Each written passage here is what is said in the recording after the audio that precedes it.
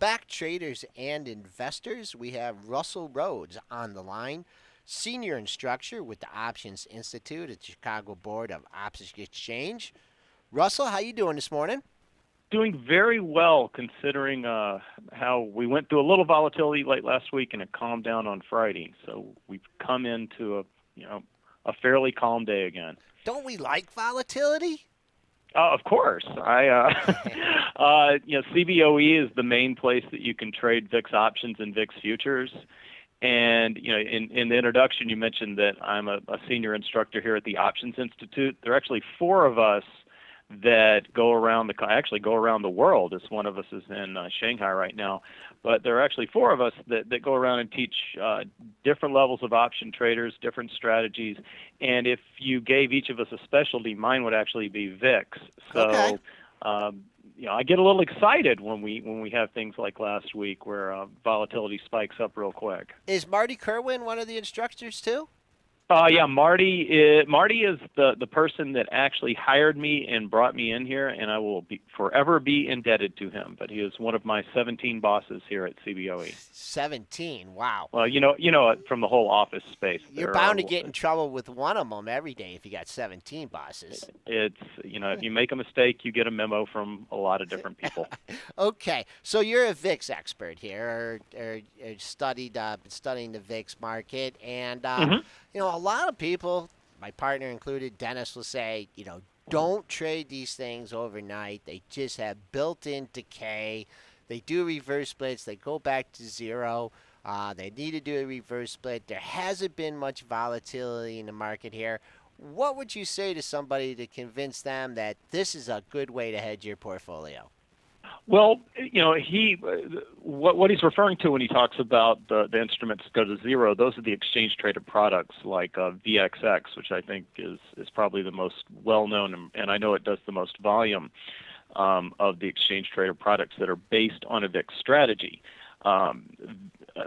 Is with respect to VIX futures and VIX options, his statement can be partially true. I think the best way to try and get, and it always depends on the environment, but I think the best way to try to get long exposure to market volatility is through the options that trade on that are based on the VIX index. And the method that I see used most often involves some sort of spread trade where you're selling an option or two, but you've got some sort of long exposure related to a potential market pop. You mentioned Marty Kearney. One of the great statements I've stolen from Marty Kearney in the 5 years I've been here is, if you have to buy an expensive option, sell an expensive option, and he would use that in reference to a credit or a vertical spread. I think that holds true for VIX options as well.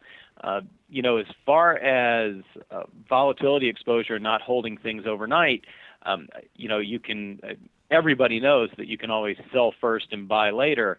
And whenever we get any sort of spike in volatility, a lot of people that pay attention to the VIX markets from day to day are looking for a way to get short. And VXX, some sort of spread trade that'll benefit from a drop in VXX is usually my first thought. So VXX is good. I like to use VXX or options on VXX on the short side. Yeah, and I guess that applies more to the triple leverage products as opposed to the other ones there. So, and also, with the VIX, and I think if you're trading those options or short term, it seems like, if you have them on and you get that quick spike, that if you don't take it off, it just seems like a day or two, you're probably going to be right back or underwater into things. And that's kind of hard, because that kind of goes against the grain of thought that if the market does go into an extended decline, if you're taking the first pop in the index, then if something really does go into reverse, you're gonna miss out on the remainder of the move. How should traders and investors combat that problem? Well, I think scaling out when we get the first spike. I totally agree with you that, because it's been almost 2 years now that every volatility spike we've gotten hasn't lasted more than a couple of weeks. And it seems like traders are almost conditioned to either get short volatility, or if they've got long exposure, take it off fairly quickly, because that's your first trade's been your best trade as far as either getting short volatility or getting out of the long position. I think again, doing something where we see this from the big traders who are usually hedging some sort of equity portfolio, where they they take advantage of that pop with maybe a quarter, a third, or a half of the position, and then leave the rest of the hedge on in case they in case we get that second leg higher, which will happen eventually. It's just it doesn't seem like it, but it will happen eventually. Okay, and so you look at the option chains, and you're based on the underlying index. Most investors, have to buy options, and that, a lot of the money is made on selling premium. I guess that kind of goes with your point about what Marty said, that if you're going to buy an expensive option, sell an expensive option. But I tell you, it just seems like, if you don't put those on, timing is so important. How can investors, if they're trying to hedge your portfolio, because obviously if you've been using the VIX and VIX options over the course of time here, you haven't been hedging. You've been knocking off some total return off your portfolio. Yeah, generally the big trades that we do see are from a very large portfolio where maybe they've allocated 1%. They intend on giving up 1% over the course of a year, but putting on some sort of portfolio insurance, and then the next step is really making the decision between either a direct hedge using SPX options or a hedge using VIX options. What's really fascinating about the volume growth that we've seen in VIX options is whenever we see kind of and it's almost like a parabolic chart going back to 2006, but the 2 or 3 big drops that we have seen in VIX option volume tend to come about a month after we've seen some sort of volatility spike. So, the pros seem to continue to use the very low volatility environment to get some cheap tail risk protection. And that they're going about it in pretty unique ways.